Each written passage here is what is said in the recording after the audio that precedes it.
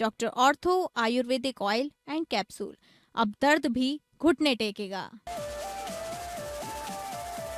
रायपुर में निशुल्क mobile science lab की शुरुआत। सीएम साई ने हरी झंडी दिखाकर किया मोबाइल वैन को रवाना।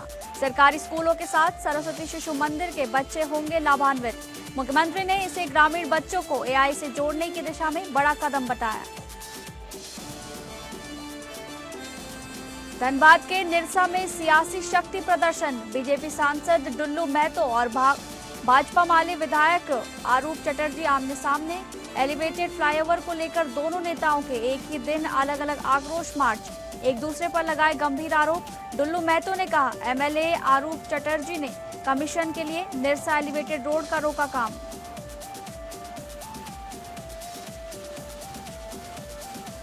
उद्धव ठाकरे के नागपुर में राम रक्षा और हनुमान चालीसा पाठ करने की घोषणा के बाद विधायक रवि राणा ने कसा तंज।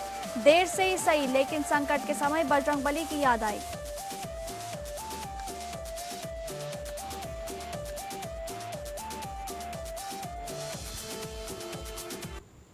नमस्कार, आप सभी का बहुत बहुत स्वागत है स्टेट लाइव में। मैं हूं आपके साथ शालिनी राणा।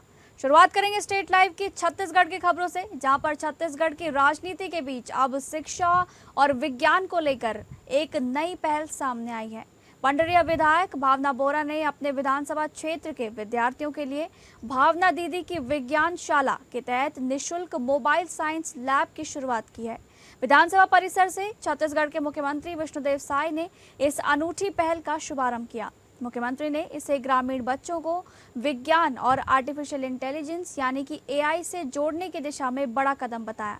विधानसभा परिसर में आयोजित कार्यक्रम में मुख्यमंत्री विष्णुदेव साय, विधानसभा अध्यक्ष डॉक्टर रमन सिंह, उप मुख्यमंत्री विजय शर्मा समेत कई मंत्री और जनप्रतिनिधि मौजूद रहे।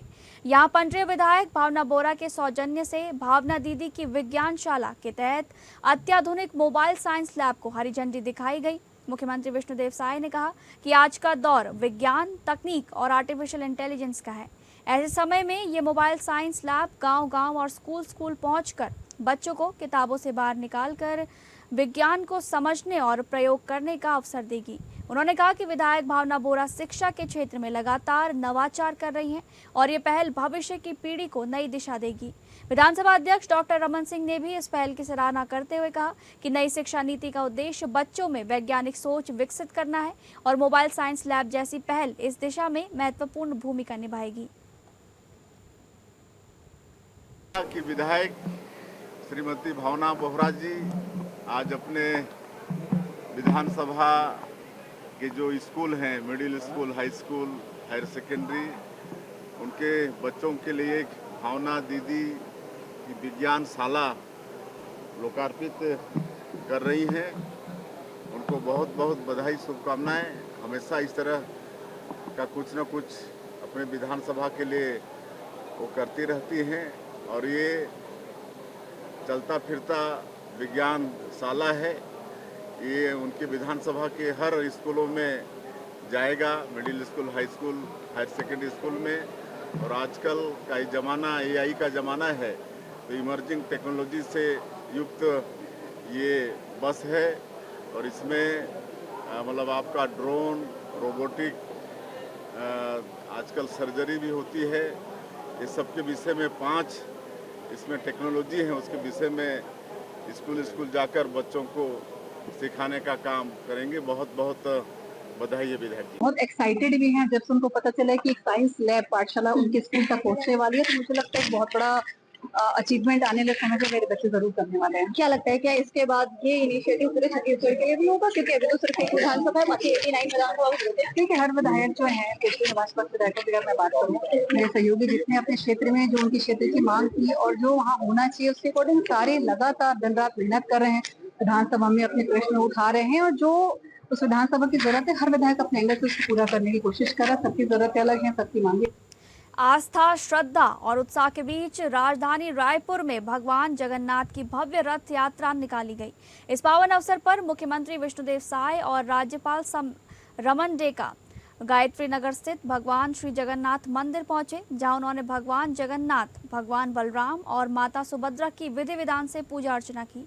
इसके बाद दोनों ने पारंपरिक रीति रिवाजों के साथ रथ यात्रा को रवाना किया और प्रदेशवासियों के सुख, समृद्धि एवं खुशहाली की कामना की। रथ यात्रा के शुभ अवसर पर राजधानी रायपुर का जगन्नाथ मंदिर श्रद्धालुओं से खचाखच भरा नजर आया। मुख्यमंत्री विष्णुदेव साय और राज्यपाल रमन रेखा ने भगवान जगन्नाथ, भगवान बलराम और माता सुभद्रा की पूजा अर्चना कर प्रदेश की सुख, समृद्धि और खुशहाली की प्रार्थना की। पूजा के बाद पारंपरिक विधि विधान के साथ रथ यात्रा को रवाना किया गया। इस दौरान बड़ी संख्या में श्रद्धालु जय जगन्नाथ के जय घोष के साथ रथ खींचते नजर आए। मुख्यमंत्री ने कहा कि भगवान जगन्नाथ की कृपा से छत्तीसगढ़ निरंतर विकास के पथ पर आगे बढ़ रहा है और प्रदेश में सुख, शांति एवं समृद्धि बनी रहे। रथ यात्रा के दौरान मंदिर परिसर पूरी तरह भक्तिमय माहौल में डूबा रहा। आज रथ दुरतिया है, जगन्नाथ यात्रा है, तो सबसे पहले समस्त छत्तीसगढ़ वासियों को रथ दुरतिया जगन्नाथ यात्रा की बहुत बहुत बधाई, बहुत बहुत शुभकामनाएं। आज हम लोग विधिवत जगन्नाथ महाप्रभु बलभद्र स्वामी और सुभद्रा माता का पूजन अर्चन किए हैं और छत्तीसगढ़ की खुशहाली के लिए कामना किए हैं और उनसे प्रार्थना है कि छत्तीसगढ़ के ऊपर हमेशा उनका आशीर्वाद बना रहे, छत्तीसगढ़ में खुशहाली हो, छत्तीसगढ़ में सबके घर में सुख और समृद्धि। अगली खबर का रुख करेंगे, जहां पर महासमुंद जिले के पिथौरा नगर के ऐतिहासिक जगन्नाथ मंदिर में हर वर्ष आषाढ़ शुक्ल द्वितीया के पावन अवसर पर भगवान जगन्नाथ की भव्य रथ यात्रा पूरी आस्था और उत्साह के साथ निकाली जाती है। आयोजक समिति ने बताया कि लगभग 125 सालों से लगातार पिथौरा के ऐतिहासिक जगन्नाथ मंदिर में रथ यात्रा निकाली जा रही है। ये हमारे क्षेत्र की सबसे पुरानी और पवित्र धार्मिक परंपरा है। हर वर्ष श्रद्धालुओं की संख्या बढ़ रही है, ऐसा समिति ने कहा। भगवान जगन्नाथ मंदिर में दर्शन करने के लिए हजारों श्रद्धालुओं का तांता लगा हुआ है। जयकारों और भजनों से पूरा मंदिर परिसर गूंज उठा है। दूर दराज के गांवों से भी लोग परिवार सहित दर्शन करने मंदिर पहुंच रहे हैं। विशेष पूजा अर्चना के बाद भगवान जगन्नाथ, बलभद्र और सुभद्रा जी को भव्य रथ में विराजित कर नगर भ्रमण कराया जाएगा। रथ यात्रा के सफल आयोजन के लिए मंदिर और नगर की विशेष सजावट भी की गई है। प्रशासन के सहयोग से सुरक्षा, यातायात और पेयजल की पुख्ता व्यवस्था भी की गई है। आयोजक समिति ने सभी श्रद्धालुओं से अपील करते हुए कहा कि वे शांति और अनुशासन के साथ इस धार्मिक आयोजन में शामिल हों। पिथौरा में बहुत सब धर्म के लोग एकजुट होकर यहाँ बहुत अच्छे से जगन्नाथ भगवान जी के दर्शन करने आते हैं, अच्छे से मनाते हैं। सब धर्म के लोग आते हैं यहाँ। हमारी तो आस्था बहुत ज़्यादा जुड़ी हुई जगन्नाथ भगवान जी से। हमारे गुरु नानक देव जी जगन्नाथ भगवान वहाँ गए थे पुरी में, इसलिए हमारी आस्था और ज़्यादा जुड़ी हुई है। आज किस तरह से सेलिब्रेट कर रहे हैं भगवान को आप? नहीं, भगवान जी का तो सेलिब्रेट किया बहुत धूमधाम से। देखिएगा आज पिथौरा में तो भीड़ तो आजू बाजू के लोग देखने आते हैं। रथ यात्रा बहुत अच्छे से मनाया जाएगा आज यहाँ। ये रथ यात्रा जो पर्व है रानी विष्णुप्रिया के द्वारा जो है प्रारंभ किया गया है और जगन्नाथपुरी में जो विधि विधान से जो पूजा पाठ होता है वो भी इसी का यहाँ पर प्रयास किया जाता है, वैसे ही मनाया जाता है। इस क्षेत्र की जनता बहुत हर्षोल्लास के साथ मनाती है, इसको मुख्य पर्व मानती है। इस क्षेत्र की जनता जो है सारे समाज का, सभी धर्मों का, सभी का यहाँ पर सहयोग रहता है। अगली खबर, भारतीय जनता पार्टी के प्रदेश प्रवक्ता डॉक्टर विजय शंकर मिश्रा ने महादेव बेटिंग ऐप और स्काई एक्सचेंज मामले में प्रवर्तन निदेशालय यानी कि ईडी द्वारा हिरासत में लिए गए कारोबारी विकास गर्ग से रायपुर में हो रही पूछताछ के मद्देनजर दो टुक कुछ बात कही। इस पूरे मामले और गिरफ्तार आरोपी विकास गर्ग का भारतीय जनता पार्टी से कोई सरोकार नहीं है। उन्होंने कहा कि डॉक्टर मिश्रा ने पूर्व मुख्यमंत्री भूपेश बघेल पर सीधा हमला बोलते हुए कहा कि पूर्ववर्ती भूपेश बघेल सरकार ने खुद ऐसे आपराधिक तत्वों को प्रश्रय दिया और पाला पोसा है। भाजपा प्रदेश प्रवक्ता डॉक्टर मिश्रा ने कहा कि भूपेश सरकार के कार्यकाल में जितने भी अपराधी थे वे सब उन्हीं के समर्थक या संपर्क वाले रहे हैं। भाजपा का स्पष्ट नीतिगत स्टैंड है कि किसी भी अपराधी को बख्शा नहीं जाएगा। विकास गर्ग चाहे जितना भी बड़ा अपराधी हो या महादेव ऐप के प्रमोटर सौरभ चंद्राकर और रवि उप्पल का कितना भी करीबी सहयोगी क्यों ना हो, यदि जांच में उसके खिलाफ दोष सिद्ध होता है तो उसे सलाखों के पीछे भेजा जाएगा। डॉक्टर मिश्रा ने आगे कहा कि महादेव ऐप से जुड़ा पैसा हवाला के जरिए विकास गर्ग तक पहुंचता था, जिसकी गहनता से जांच हो रही है। भाजपा सरकार किसी भी प्रकार के भ्रष्टाचार और अपराध के खिलाफ जीरो टॉलरेंस की नीति पर काम करती है। ऐसे अपराधियों को जेल भेजने में भाजपा को अत्यंत प्रसन्नता होगी, क्योंकि कानून से ऊपर कोई नहीं है। विकास गर्ग जो व्यक्ति अपराधी गिरफ्तार हुआ है, वो भारतीय जनता पार्टी से उसका कोई लेना देना नहीं है। भूपेश बघेल जी को खुद आपराधिक लोगों को पाल रखे थे और जितने अपराधी थे उन्हीं के सपोर्टर या उनके संपर्क वाले मिले तो उन्हें ऐसा लगता है कि जैसे विकास गर्ग जैसे लोग भारतीय जनता पार्टी के व्यक्ति हो सकते हैं। भारतीय जनता पार्टी से इसका कोई लेना देना नहीं है और भारतीय जनता पार्टी कोई भी किसी भी अपराधी को बख्शना नहीं चाहती और कोई भी अपराधी होगा उसको जेल के सलाखों के पीछे ले जाना चाहती है। तो चाहे कोई भी कितना बड़ा अपराधी हो, चाहे वो विकास गर्ग जैसा अपराधी हो, कल के रोज अगर उसका जांच में दोष सिद्ध होता है तो उसको जो है आगे कार्रवाई करते हुए जेल जाएगी। अगली खबर, नकटी गांव के 85 परिवार की आवाज को बुलंद करने के उद्देश्य से कांग्रेस ने नकटी गांव से पदयात्रा का शुभारंभ किया। पदयात्रा में कांग्रेस प्रदेश अध्यक्ष दीपक बैज, कांग्रेस शहर जिला एवं ग्रामीण अध्यक्ष और विधायकगण, पूर्व विधायक और कांग्रेस के वरिष्ठ नेताओं और कार्यकर्ताओं, ग्रामीणों, स्थानीय नागरिक सभी शामिल हुए हैं। नकटी गांव संबंधित मुद्दों को शासन प्रशासन तक मजबूती से बात पहुंचाने का इस पदयात्रा में संकल्प लिया गया। पूरे मार्ग में पदयात्रा को जनता का भरपूर समर्थन मिल रहा है। ये पदयात्रा जनहित के मुद्दों को प्रमुखता से उठाने और नकटी गांव के 85 परिवार के लोगों को न्याय दिलाने की आवाज को सशक्त मंच प्रदान करने की दिशा में कांग्रेस की पहल है।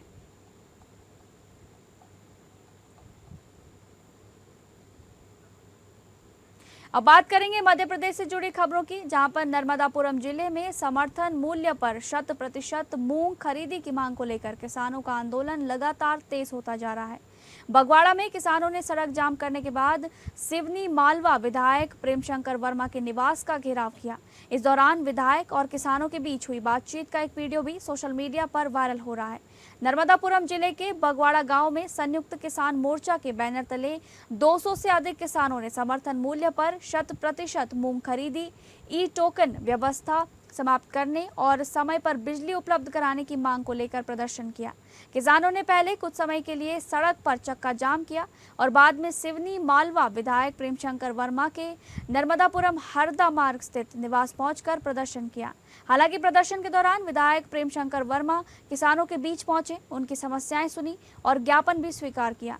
विधायक ने कहा कि किसानों की मांगे राज्य शासन के स्तर की हैं और वे 100% मूंग खरीदी सहित सभी मांगों को मुख्यमंत्री डॉक्टर मोहन यादव के समक्ष प्रमुखता से रखेंगे तथा समाधान के लिए हर संभव प्रयास करेंगे। सांसद चारों विधायक बोलने खाली नहीं है, हमारे सांसद दर्शन सिंह चौधरी जी बोलने खाली नहीं है। अरे चलो बाकी तो अनभिज्ञ होंगे यार भैया, बाकी खेती किसानी को नहीं पता, लेकिन जो हमारे दर्शन सिंह चौधरी है ना, अरे हमारे साथ कंधे से कंधा मिला के शेर जैसा दहाड़ता था, लेकिन आज यार उनके मुंह से एक शब्द नहीं निकलता किसानों का। किसान मर रहा है, किसान खून पसीना खून के आंसू रो रहा है, लेकिन हमारे दर्शन सिंह चौधरी कछ नहीं बोले भैया। मैंने यही कहा कि मैंने सरकार को लिख चुका हूँ, अब हम किसके पास जाएं? सांसद हमारे पास है नहीं, विधायक महोदय से 2 टूक जवाब मिल गया। क्या है, जब जनप्रतिनिधि व्यक्ति चुनता क्यों है? इनकी जिम्मेदारी होती है कि जहाँ नुकसान हो रहा है वहाँ बात करें। उनने अपने लाभ दिखा दिए, लेकिन हमें कोई लाभ नीचे धरातल पे मिल नहीं रहा सरकार की। अब बात करेंगे झारखंड से जुड़ी खबरों की, जहां पर धनबाद की राजनीति में भाजपा सांसद डुल्लू महतो और निरसा से भाकपा माले विधायक अरूप चटर्जी के बीच सियासी टकराव अब खुलकर सड़क पर उतर आया है। एलिवेटेड फ्लाईओवर परियोजना को लेकर बुधवार को दोनों नेताओं ने निरसा में अलग अलग आक्रोश मार्च निकालकर शक्ति प्रदर्शन किया। महज 1 किलोमीटर की दूरी पर हुए दोनों कार्यक्रमों में जमकर राजनीतिक बयानबाजी हुई और दोनों नेताओं ने एक दूसरे पर गंभीर आरोप लगाए।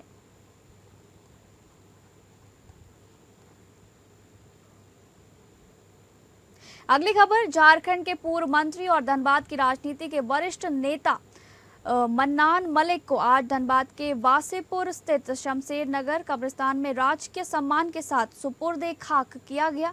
उनके जनाजे में कांग्रेस नेता विभिन्न राजनीतिक दलों के प्रतिनिधि, शुभचिंतक और बड़ी संख्या में स्थानीय लोग नम आंखों से अंतिम विदाई देने पहुंचे। पूर्व मंत्री मन्नान मलिक ने अपने लंबे राजनीतिक जीवन में जनहित के मुद्दों को लेकर कई आंदोलन किए और क्षेत्र के विकास के लिए लगातार प्रयासरत रहे।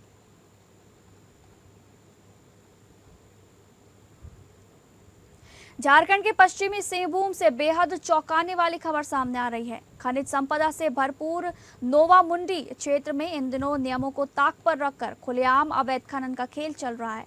ताज्जुब की बात यह है कि इसकी लिखित शिकायत होने के बावजूद प्रशासन पूरी तरह कुंभकर्णी नींद सोया हुआ है। बीजेपी नेता और पूर्व मंत्री बडकुंवर गगराई ने अब इस पूरे मामले को लेकर मोर्चा खोल दिया है और सीधे तौर पर अधिकारियों की मिलीभगत का आरोप लगाया है।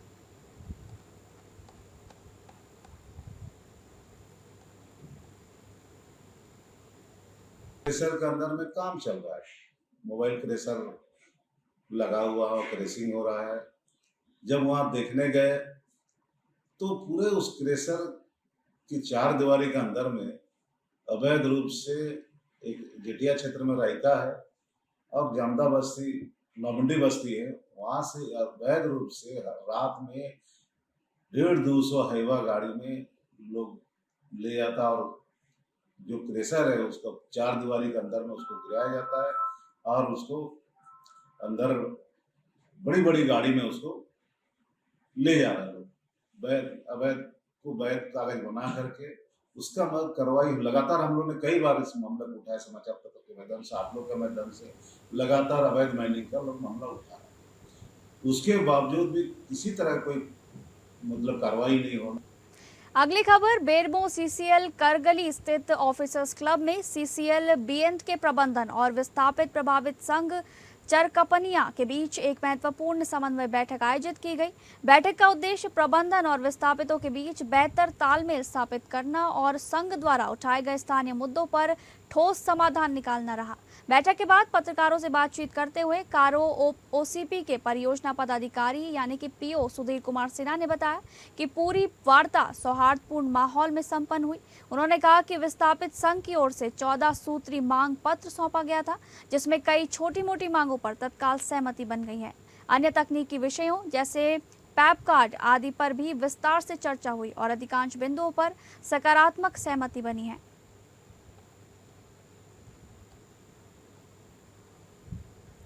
झारखंड में अपराध के खिलाफ कानून व्यवस्था को मजबूत करने के उद्देश्य से अब रांची के हर थाने में साप्ताहिक जन शिकायत अभियान का आयोजन किया जा रहा है, जिसके तहत थाना प्रभारी द्वारा आम लोगों की शिकायतों के निपटारा हेतु किए जा रहे कानूनी कार्रवाई का निरीक्षण भी किया जाएगा।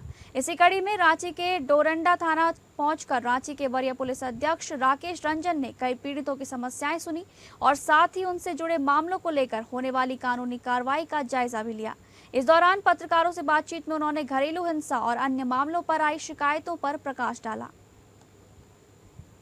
जैसे मैं यहाँ डोरंडा थाने में आया हुआ हूँ, ट्रैफिक एसपी जगन्नाथपुर थाने में, सिटी एसपी एक अलग थाने में है, ग्रामीण एसपी कांके थाने में गए हुए, सभी अलग अलग थाने में है। डीएसपी साहब जितने भी अपने अपने जुडिक्शन किसी किसी थाने में है। तो हम लोग पब्लिक को सुन रहे हैं। यहाँ पे भी कुछ कुछ बात सामने आई। डोमेस्टिक वायलेंस के कुछ कंप्लेंट्स थे, कुछ कंप्लेंट्स लैंड रिलेटेड थे और कुछ कंप्लेंट्स जो इन्वेस्टिगेशन है इंपॉर्टेंट केसेज में वो स्लो होने के बारे में था या फिर उस तरीके से नहीं था जिससे कि कंप्लेनेंट को सेटिस्फेक्शन हो।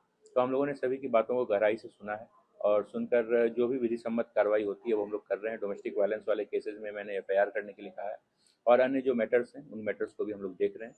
और एक मर्डर का केस सामने आया था, उस केस को भी हमने रिव्यू किया और रिव्यू करके जो निर्देश था वो निर्देश हमारी तरफ। इस वक्त हम राजधानी रांची के डोरंडा थाना पहुंचे हैं, जहां पर रांची के वरीय पुलिस अधीक्षक यानी कि एसएसपी राकेश रंजन पहुंचे हैं और अपनी पूरी टीम के साथ यहां पर वो जो जन शिकायत अभियान है उसके तहत हो रही कार्रवाई का निरीक्षण कर रहे हैं और जन शिकायत किस तरीके से पहुंची है हम आपको सीधा यहाँ पर थाना ले जाएंगे और अंदर दिखाएंगे किस तरीके से एसएसपी यहाँ पर पहुंचकर शिकायतों को लेकर लोगों से बातचीत कर रहे हैं। ये आप देख सकते हैं जन शिकायत समाधान अभियान है जिसके बारे में हम बातचीत करते हुए नजर आ रहे हैं।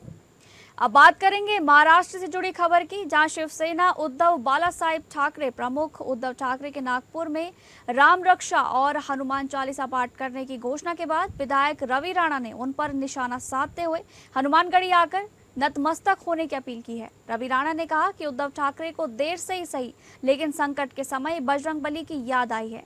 उन्होंने कहा कि जब ठाकरे राम रक्षा और हनुमान चालीसा का पाठ कर रहे हैं तो उन्हें नागपुर के रेशिम बाग जाकर भी श्रद्धापूर्वक नमन करना चाहिए। उन्होंने कहा कि अपना अहंकार छोड़कर भगवान के चरणों में उन्हें आना चाहिए। राणा ने बताया कि सांसद नवनीत राणा भी अमरावती की हनुमानगढ़ी में हनुमान चालीसा का पाठ करेंगी। उन्होंने कहा कि नवनीत राणा उद्धव ठाकरे को भी हनुमानगढ़ी आने और हनुमान चालीसा पाठ में शामिल होने का निमंत्रण देंगी।